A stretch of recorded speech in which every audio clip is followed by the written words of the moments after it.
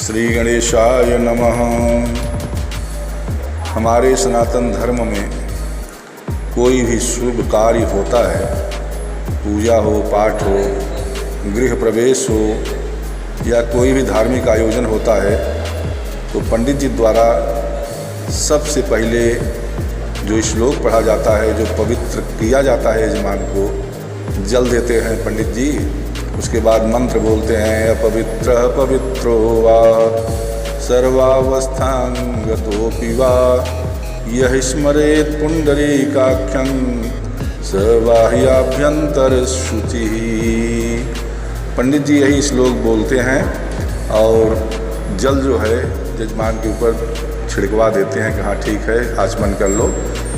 तो इससे जल छिड़कने से पवित्रता नहीं आती है।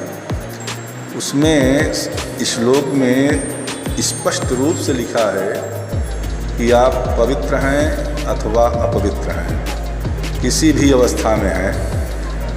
यह स्मरेत पुंडरीकाक्ष, जो यह माने जो पुंडरीकाक्ष माने भगवान कमल नयन, पुंडरीक माने श्वेत कमल होता है, जो कमल नयन, जो कमल के समान नेत्र वाले हैं, ऐसे भगवान का जो स्मरण करता है वह जो है शुद्ध हो जाता है।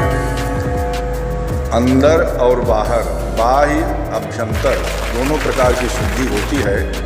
तो पंडित जी को चाहिए कि अपने यजमान से कहें, हाथ में जल दे करके, कि हे यजमान, अब आप जो हैं भगवान कमल नयन का स्मरण कीजिए।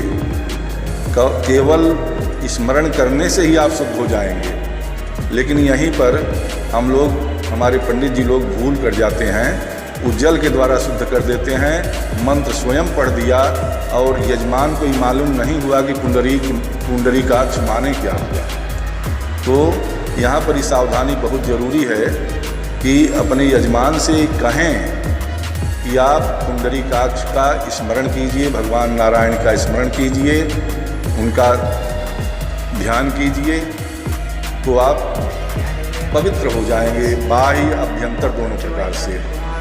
तो ये जानकारी हमने इसीलिए दिया कि जिससे लोगों में जो अपवित्रता होती है, अच्छे कार्यों में बैठ करके जो पूजा पाठ करते हैं, उसमें इसका अर्थ अवश्य ही समझें। जो इस श्लोक को सुने, इसका अर्थ जरूर, कोई भी शुभ कार्य हो, इसका अर्थ यही होगा कि आप बैठ करके सबसे पहले भगवान नारायण का पुंडरीकाक्ष का स्मरण कीजिए।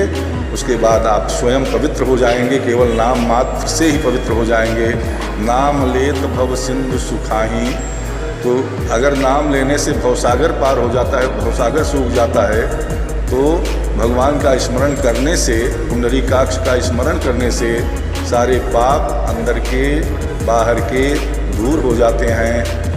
यही इसका मुख्य उद्देश्य है और इसका अर्थ जरूर ही बता देना चाहिए। जय श्रीमन्नारायण।